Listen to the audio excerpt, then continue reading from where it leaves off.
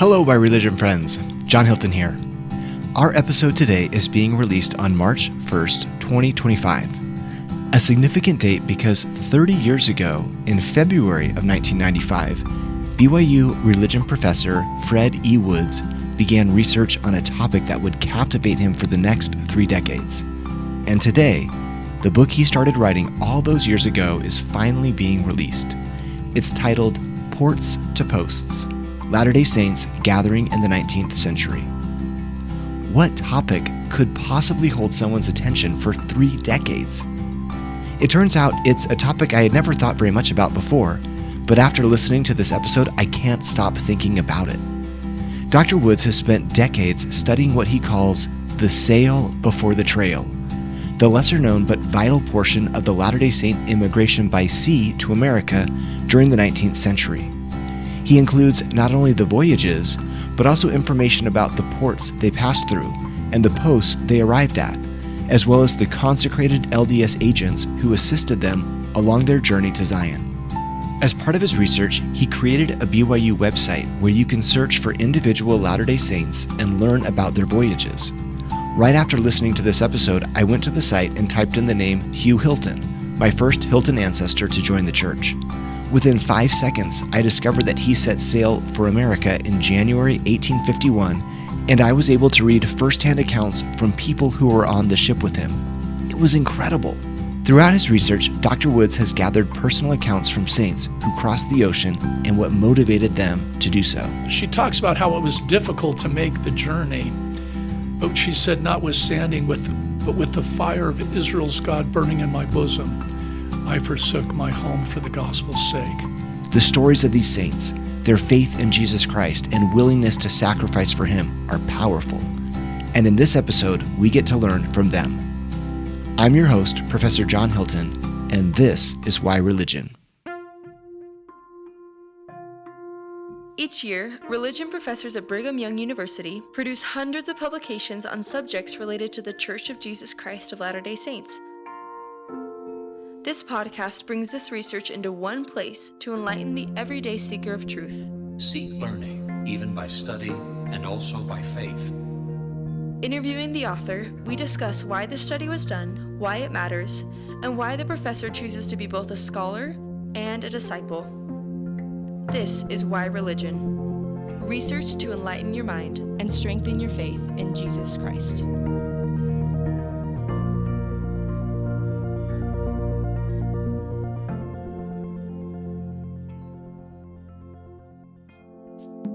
Today, we get to hear Casey Griffiths interview his colleague Fred Woods about the book Ports to Posts: Latter-day Saint Gathering in the 19th Century. I'm excited for this discussion. Let's dive in. Tell us what inspired you to research Latter-day Saint immigration, and you've been doing this for about 3 decades now. Is that accurate? Yeah, on and off for sure. So it really goes back to getting a PhD in Hebrew Bible. And I was studying for several years water in the Hebrew Bible. And as I finished, I started asking myself, why do Latter-day Saint historians spend so much time with what we might call the cultural myopia with the trail?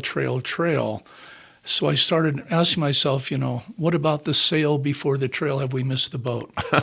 So I really was launched from a Hebrew Bible dissertation, and then I thought, I'm going to write a book for the sesquicentennial of Brigham Young coming into the Valley, which would have been 1997. Yeah. But because of research on the East Coast at the South Seaport Museum, I had an epiphany where talking to someone that I should return home and do a database, which became Saints by Sea, and write the book later.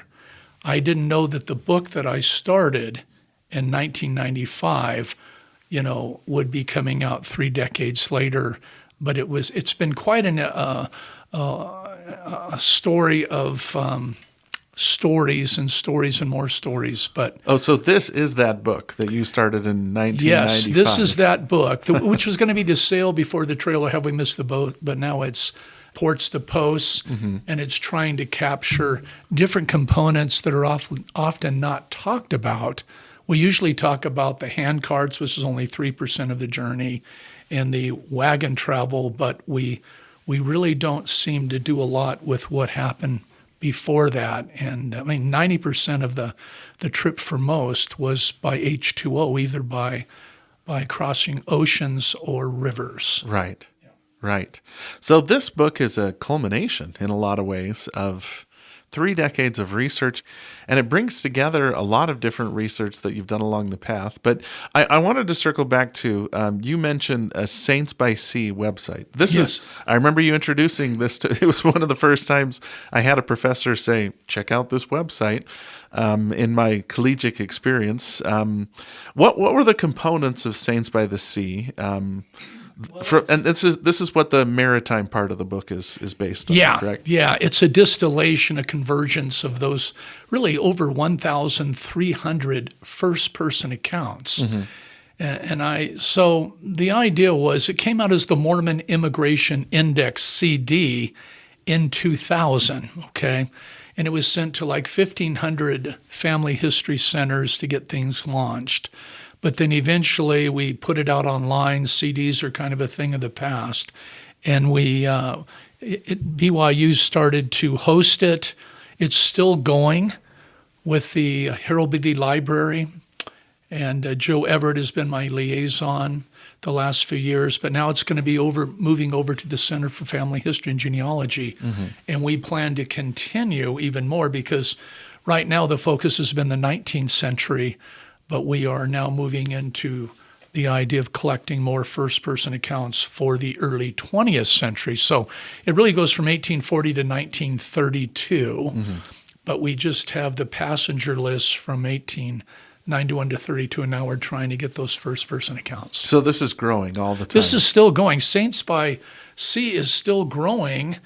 And maybe if we have time at the end, we can talk about what follows that, which is the Saints by State. Well, tell us first a little bit about this book. This book, give us a rundown of the focus on immigration, what the chapters focus on.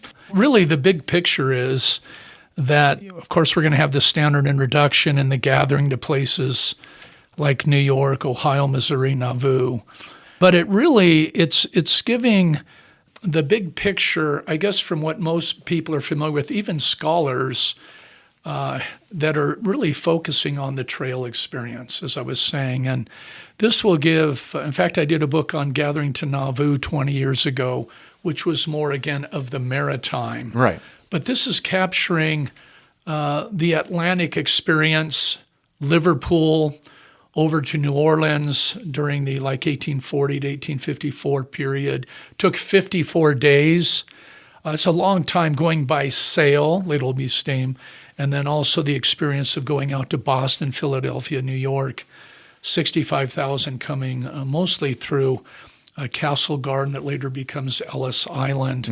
But it's also picking up, so each of the ports that they're leaving from, the ports they're entering into, it's picking up the agents behind the scenes.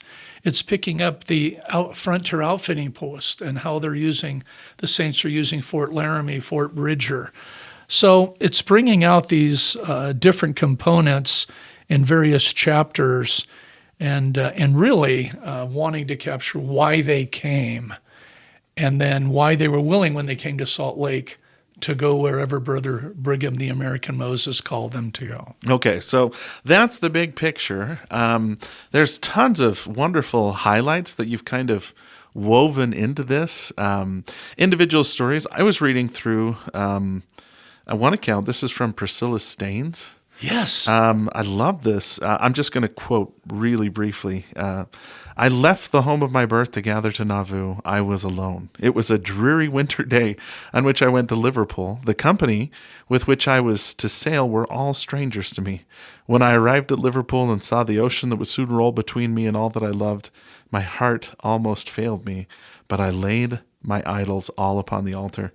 There was no turning back. I remember the words of the Savior, "He that leaveth not father and mother, brother and sister for my sake is not worthy of me." And I believed his promise to those who forsook all for his sake. So I thus alone set out for the reward of everlasting life, trusting in God That is beautiful. Yes. Are there highlights like that stood out to you as the person who put this all together? Scores and scores and scores. And one of my favorite parts of the maritime portion, the sail before the trail, is the why they came. And Priscilla Staines comes on the ship Fanny in 1844. Another beautiful component is when these saints are coming, never having seen a photo of Joseph Smith, in several of these accounts, as they come through the shore of Nauvoo, they will mention being able to point him out. And what a great example of leadership. He's there to meet them as they're coming in and to make that transition. There are many accounts. Probably my favorite is Jane C. Robinson Henley, who came a decade later. And she talks about how it was difficult to make the journey. But she said, notwithstanding, but with the fire of Israel's God burning in my bosom, I forsook my home for the gospel's sake. So there's various reasons, different components, push and pull factors, but really the core for the majority is they had a witness of Jesus Christ and the restored gospel. And this will be what is bringing them to want to come to Zion, to build the temple, to make sacred covenants, and to be with a righteous people, to serve God and each other.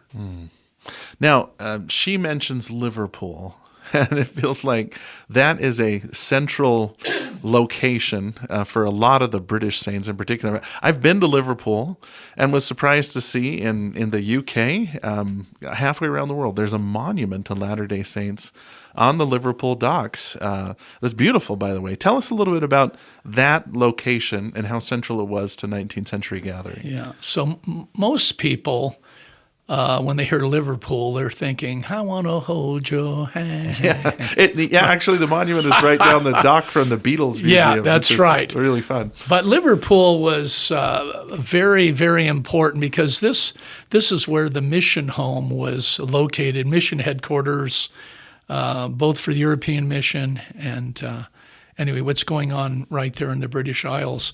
But at 42 Islington Street, they had mission headquarters. And I kept, when I was doing this research with various students, checking, transcribing, I kept saying where they'd cross the Atlantic and they'd say, give our best to those at 42.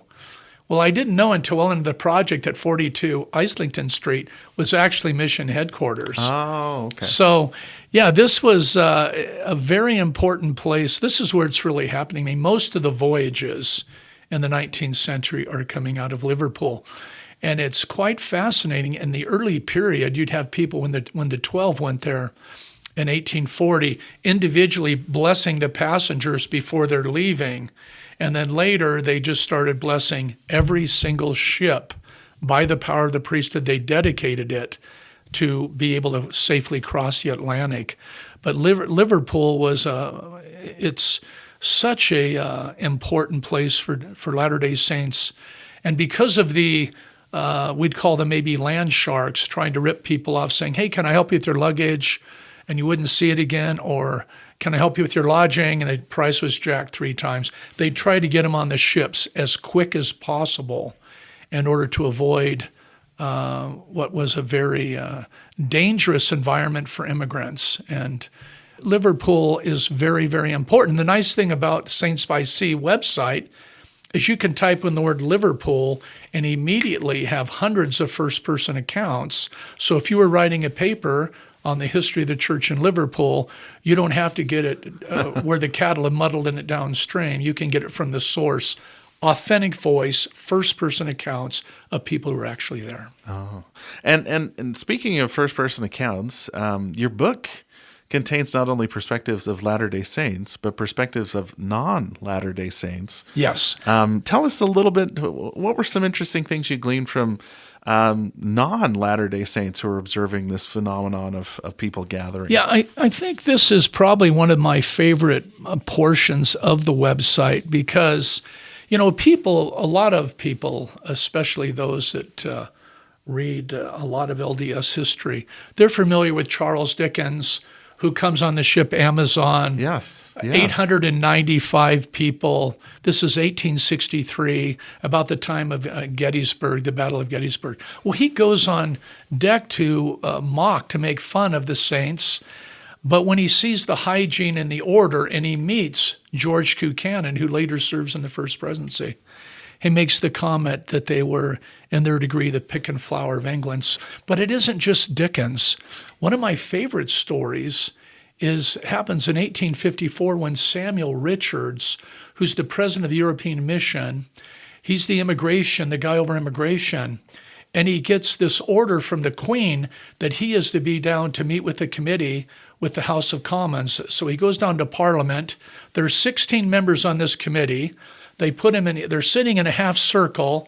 He's in the middle, and they bombarded him with questions, as he writes in his journal, for 4 to 5 hours because they want to know. They know that the Mormons, they will say, do it the best. We want to know more. So they absolutely fired like a machine gun these questions. The people, the mariners, are constantly, they want them to come.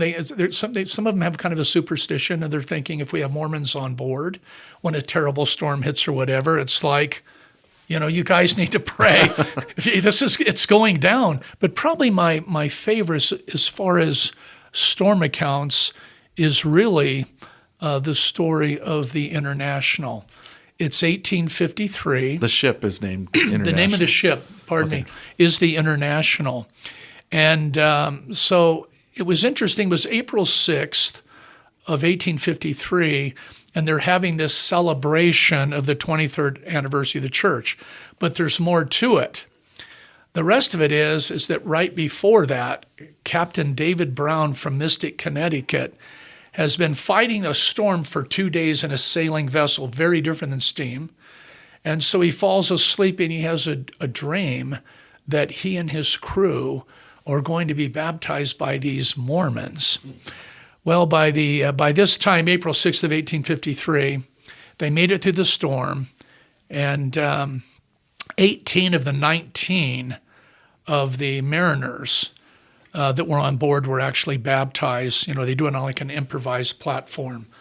And if I can do this, I kind of have a hoarse voice today, but I want to you will not understand, our listeners will not understand the spirit of the gathering without understanding a bit of with how they sang their way. And, and the Emigration Revelation, D&C 136, Brigham says to praise the Lord with singing and dancing, right? Right. Let me just give you a taste of that voyage of what happened. This is 10 verses. I'm going to give you a taste. It's sung to the tune of Yankee Doodle, one verse. Okay, one verse, not all 10. Just one, not all 10. So picture 419 Latter-day Saints on deck, and Henry Mabin comes on deck and says, I've written this song for this occasion. And the saints are ecstatic because all these sailors have joined the church. Anyway, he came out, and I'm going to put my neck on the line here, but this is how it goes. And if you listen to the verbiage of what's happening. On board the International, all joyful and light-hearted, we're Zion-bound 400 saints, from Liverpool we started. We're English, Irish, Scotch, and Welsh, assembled here together, propose to do the will of God, whate'er the wind and weather. Then sing aloud, ye saints of God, in one united chorus. O Babylon we'll leave behind, for Zion is before us. So the captains would hear this singing, and sometimes we'd have 13 different languages on one ship. So it really was international with Scandinavians, Swiss, the Swiss, the Germans, the British saints, but this singing really, I think, united them, but the mariners felt something from it, as we often do with music. You mentioned that some officials, no less a figure than Charles Dickens, were amazed at the cleanliness and hygiene.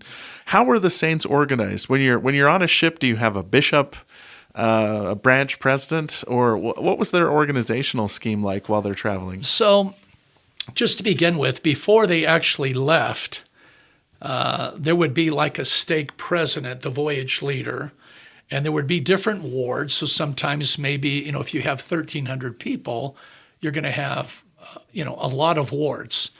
But they had a schedule of what time you get up. They had a schedule for prayer. They had a schedule for their meetings.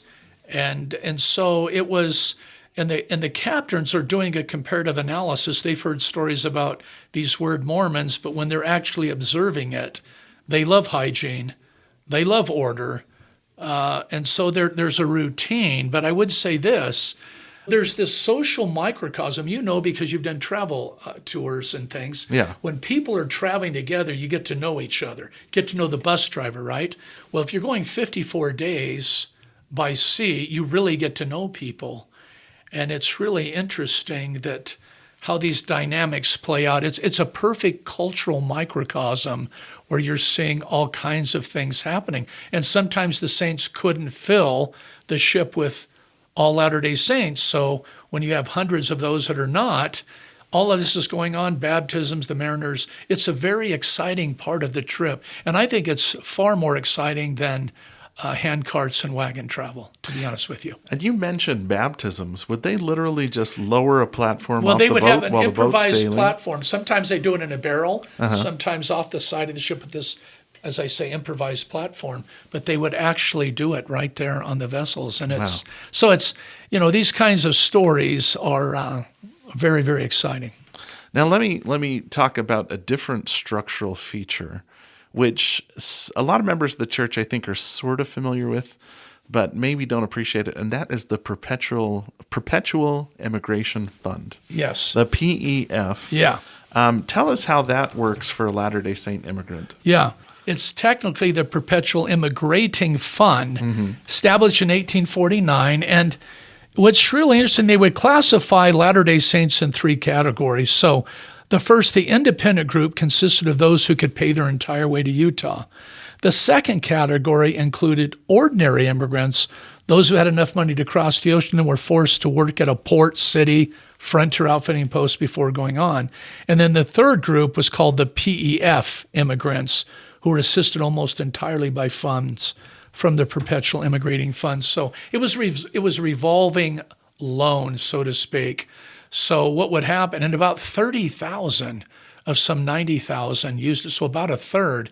Once they got to Salt Lake, the idea was Brigham Young had public works, various things to do, and they were to pay it back so that others could come. It was to bring the poor.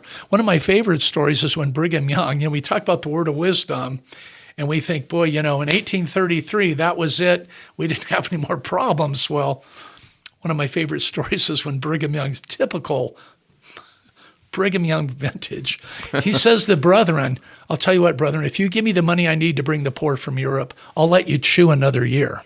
So you have some really fun things that come out of this. But yes, this is the idea of, and this is really I love this in the covenant experience, that it's not like you have people going across America, stepping on each other's heads to get to the, for the California gold rush. They're really traveling as a family, so to speak. Yeah. And they're really thinking of everybody. And a beautiful story, and it happens in the October conference of 1845, is when the saints make a solemn covenant that they will leave no one behind that wants to go to Zion. And we see this as scripture in section 136, just making this solemn promise to God that we're going to do everything we can. Imagine our branches, stakes, and wards globally. What would happen if we were really serious about not leaving anybody behind and ministering brothers and sisters and things? I mean, this is the core of all of this, is the covenant. And that's what makes it the most successful immigration history of any people, because it came from God, the pattern of how to do it, and people that were willing to make these covenants. Yeah, it feels like it's extremely well managed. Very. And maybe one of the sort of unsung stories of the immigration are these Latter-day Saint immigration agents that you discuss in the book, who are kind of there to assist everywhere along the way. Tell us a little bit about those immigration agents and what you found out about them in your research. Yeah, so this really is a book in and of itself. I'm in the fourth quarter of my career, and I have a file full of books that I want to do. One of them, it would be called Men in Motion, and it's a story just about the agents. In 1840, where they felt like, okay, we can start bringing them. So in 1840, we start seeing the crossing the oceans to come to Zion. And we also see, though, this is where we have the first Latter-day Saint immigration agent, Amos Fielding, called by the Brethren, who was trying to prevent people being ripped off.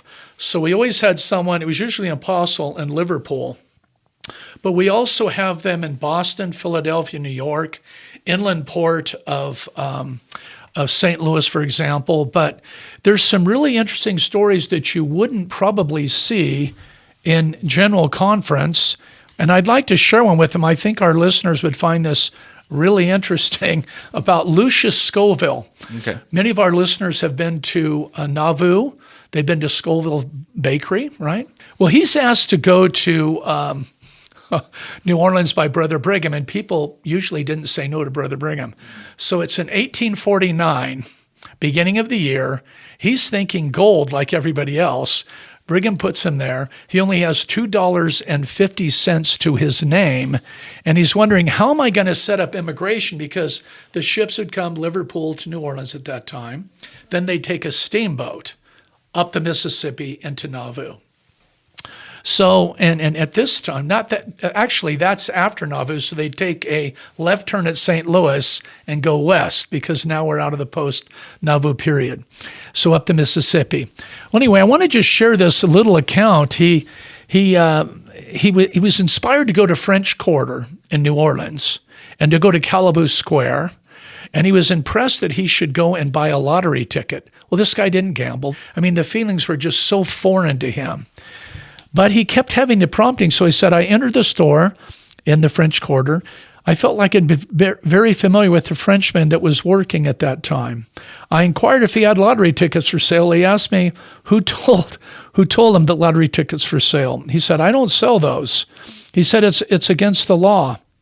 And he said, and then when he told him, I know you do, he said, I have lottery tickets for sale, and the lottery is tomorrow. He finally admitted. So then he spread out the tickets, and immediately Scoville saw a ticket with the numbers 9998.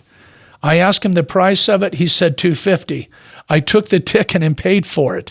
10 days later, Scoville learns that he won the lottery 100 times the money. And keep in mind that $250 was like a laborer working, 2.5 days.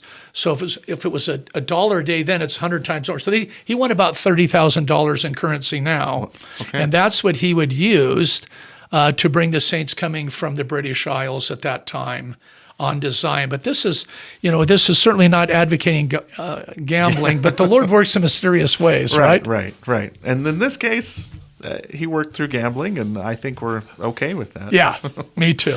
Let me bring up another episode I liked in the book, which is Latter-day Saint immigrants crossing Missouri after the Lilburn Boggs extermination order had been issued and was still in effect. Yeah.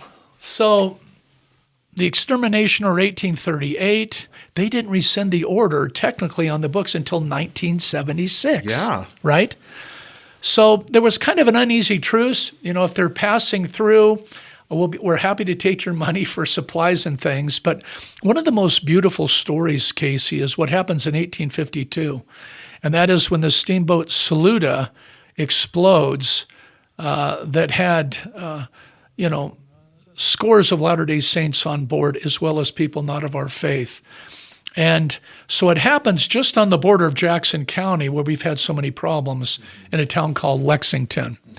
And what happens is 26 of our people were killed, others were burned, and some of the children were orphaned. And let me just say this, that they tried to go around a bend on the steamboat Saluda, and he poured on the steam. It blew the boiler, and in fact, a dog was chained to the safe, and it was blown 6 football fields. So this was this was an incredible explosion. Right. But these good people from Missouri, even though the extermination order is still in effect, they went down, they took the wounded into their homes, and in fact, one journal entry I read is saying, please forgive me, I was one of those, in Jackson County that was driving your people out. You see these very intimate story. You had people that raised money to help them to go to Utah, money to bury their dead.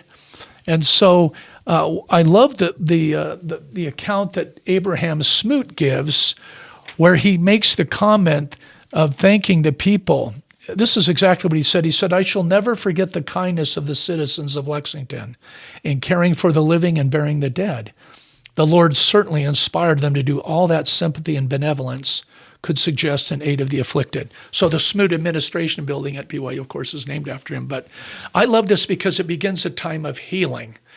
I don't like to just think about, people are thinking those dirty, rotten Missourians that drove us out of Missouri. Well, we have a stake, right? We have many stakes in Missouri, but we also have a temple both in St. Louis as well as over in Kansas City now.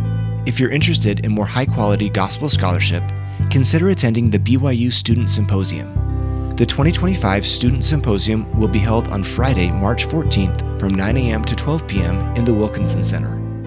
Originating in 1998, the symposium is celebrating over 20 years of success with thousands of student participants, including several BYU graduates who are now on the faculty of religious education.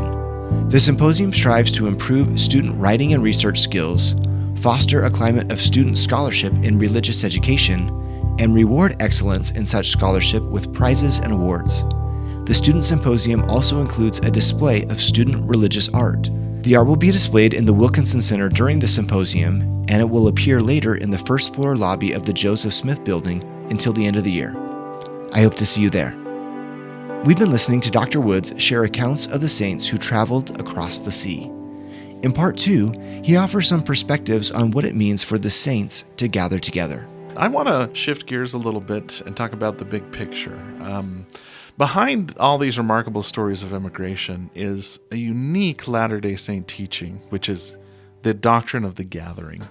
Let's relate that a little bit to why these people were willing to give up so much and travel at such great risk. How does the doctrine of gathering fit into this picture? Yeah, so as we think back to many of our listeners today or probably have ancestors from the main groups immigrating in the 19th century are from the British Isles, about 55,000, 25,000 from Scandinavia, and about 4,000 to 5,000 Swiss Germans. It's when these missionaries would come to these different countries, they would, after they taught the gospel, usually using Parley P. Pratt's A Voice of Warning.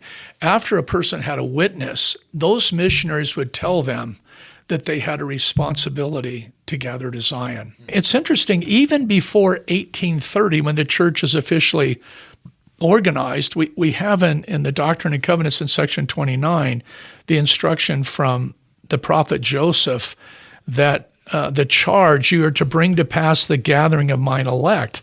For my elect hear my voice and harden not their hearts. And this whole idea of gathering them, bringing them together because of the day of tribulation and desolation that are the days that are coming upon the wicked. So that's why they call the Latter-day Saint millennial star, because they think it's right around the corner. But on this question of doctrine, I love that President Nelson, in the past 6 years, I've never heard it more. Not only the doctrine of gathering the living, but this idea on both sides of the veil and what that really means.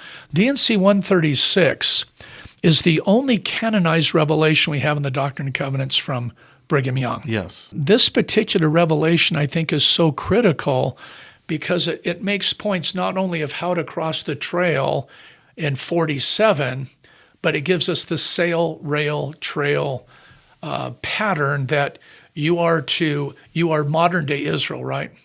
And you are to be knit together like on the ship Arbella in the days of Winthrop. We be knit together by covenant.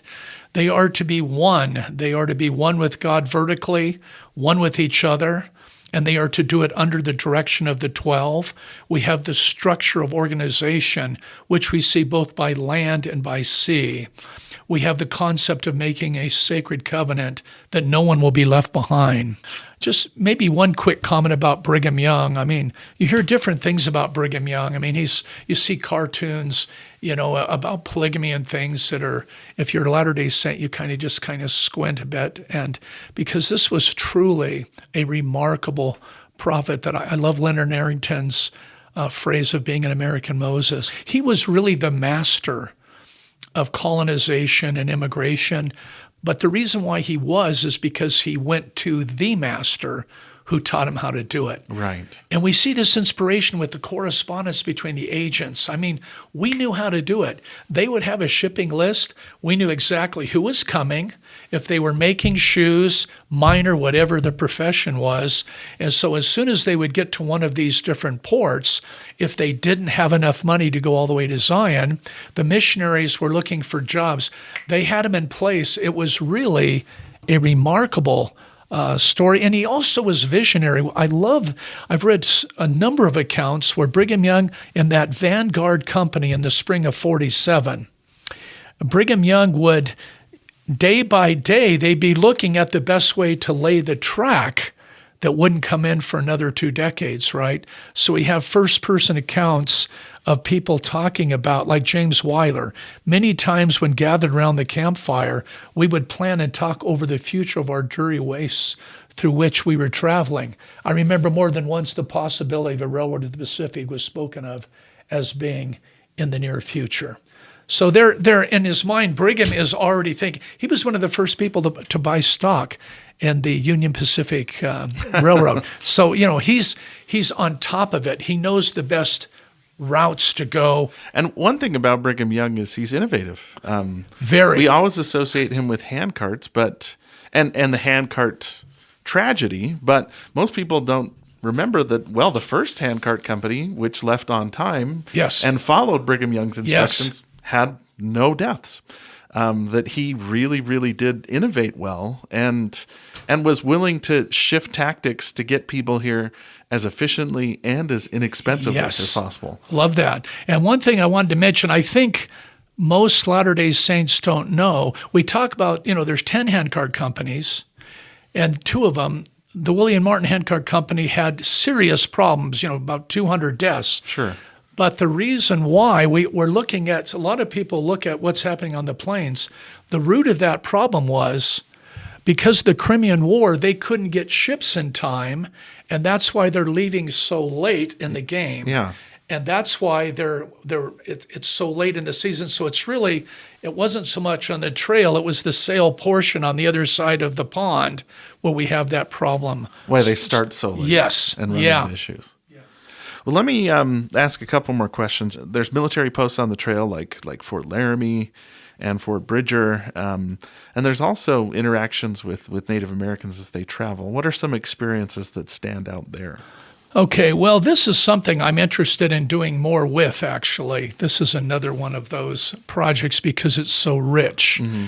If you just picture like Fort Laramie particularly, where Native Americans were often going there were treaties and various things would happen, but they were often hanging out there, and they might see, for example, one of our bubbling young Latter-day Saint young men doing something like doing flips like we'd see cheerleaders doing in the Marriott Center, okay? And they were literally, grabbing the legs like you have springs in your leg, tapping the ground. They'd never seen someone do this before. So you have some really interesting interactions. Most of the time, there was not hostility. They did steal a horse now and then, but you have trade going on. Some of the problems we ran into with Native Americans is some of our guys, Latter-day Saint guys, might make a joke of saying, you can have this wonderful girl here for 3 horses or whatever. Well, they would, we'd run into troubles when we're cross-cultural, right, when we make jokes. Well, some of them would take it serious. So there would be times where it'd be quite tense.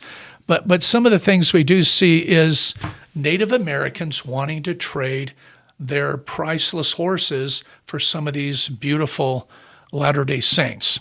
In what ways do you think this book will help contribute to the broader understanding of Latter-day Saint immigration in the 19th century?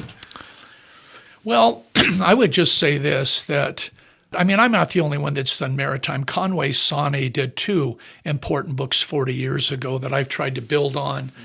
And, we have some great historians that have done trail things. And really, I mean, when you think of Handcarts to Zion by the Hayfens or Wallace Stegner's book, A Gathering to Zion, these are really good books. It seems like they leave it on the trail, okay? Yeah. What I hope this book will do for Latter-day Saints is to give us each person the details, the components of that agent, that port, that outfitting post, just to tie it all together, sail, rail, and trail. When they do their family history, it isn't just like reading, my ancestors came, but it's understanding how they came, and even more importantly, why they came. So they're going to see scores of testimonies of the why they came, even though it was difficult, right? With the fire of Israel's God burning in my bosom, I forsook my home and family. So I'm hoping that, 1, it will help people just to see the big picture. 2, I hope that they will be able to see, again, the importance of covenants and relate that to what the current president of the church, President Nelson, is teaching us.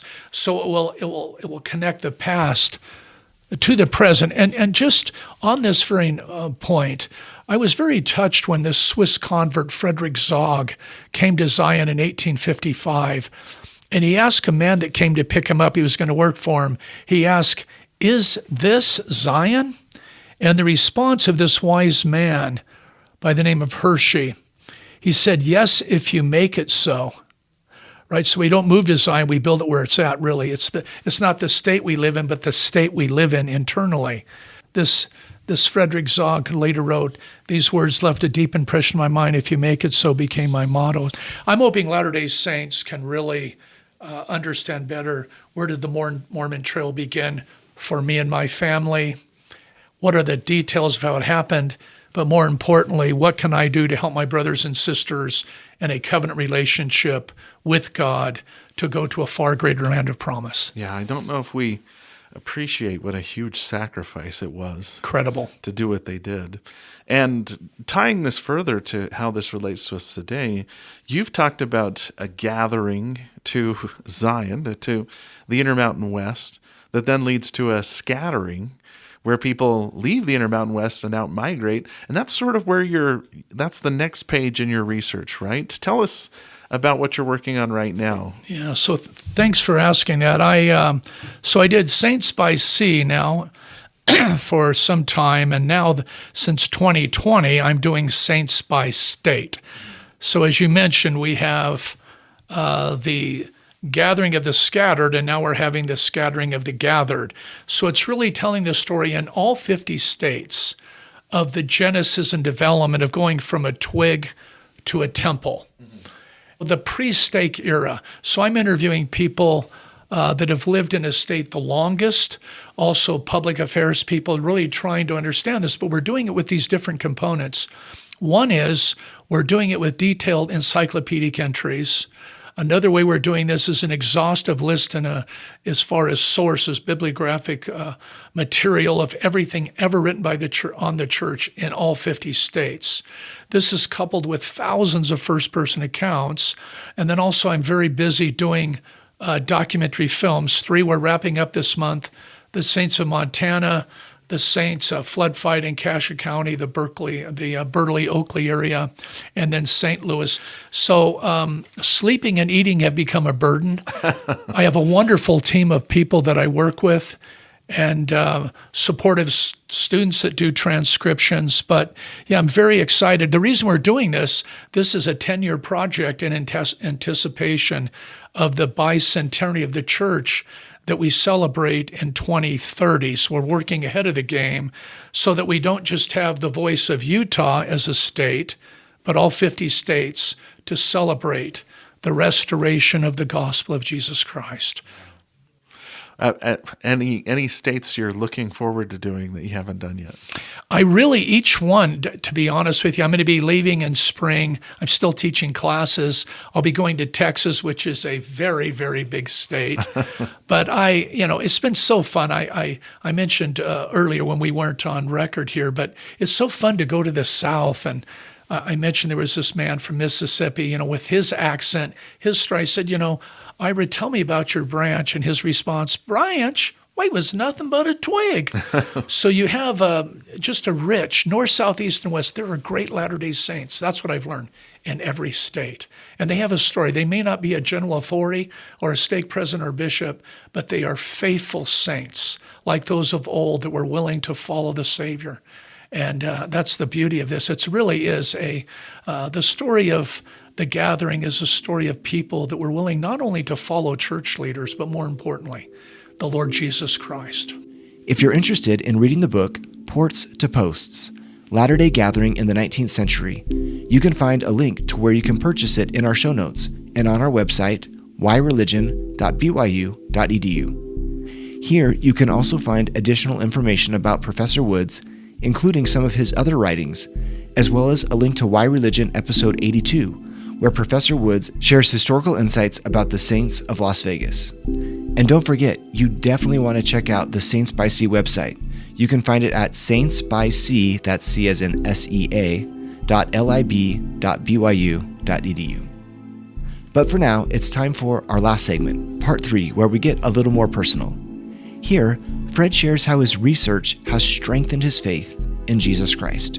How has your 30-year study of Latter-day Saint immigration increased your testimony of Jesus Christ? Well, I would say that there have been many late nights that I have read a testimony like Jane C. Robinson Henley or Priscilla Staines and many, many, many others in which I wanted so bad to see their face.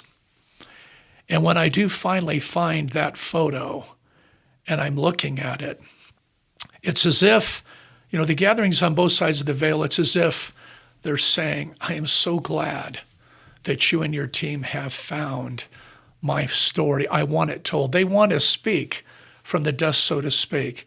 And so it's affected me most, I think, in wanting to be consecrated. I mean, these agents, none of them were paid. There are many things that people do to build the kingdom. They're never paid. They're paid in a far better way, and that is just the joy. I mean, I'm a convert. I'm from Southern California. I grew up in life in the fast lane, joined when I was just turning 20. It's just increased my desire to try to, in some way, carry the message of Jesus Christ in any way I can, including podcasts, to every nation, kindred, tongue, and people. That I am just one guy that was lucky in Southern Cal to get a witness deep in my heart of Jesus Christ and the restoration of his primitive church.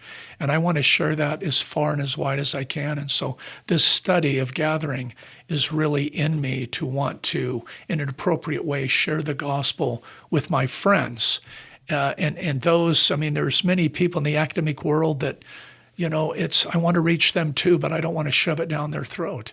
I want to, be there and generate light instead of heat and be a friend. And if they're interested, to share it. And if not, to back off. As you were talking and you said at the heart of this is the covenant, makes me think of Brigham Young's finest hour when he gives that speech where he says, let the fire of the covenant burn in your hearts. And this is when they're going out to rescue those stranded handcart pioneers. Yes. But I think in people like you can still see the fire of the covenant.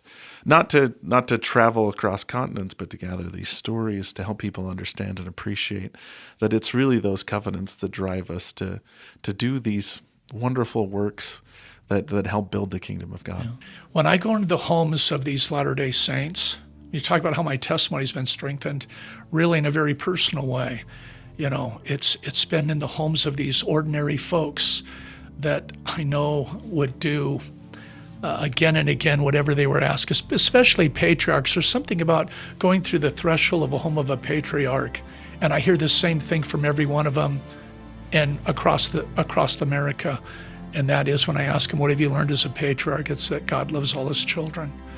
And that's really, I've just been so strengthened by the saints, north, south, east, and west.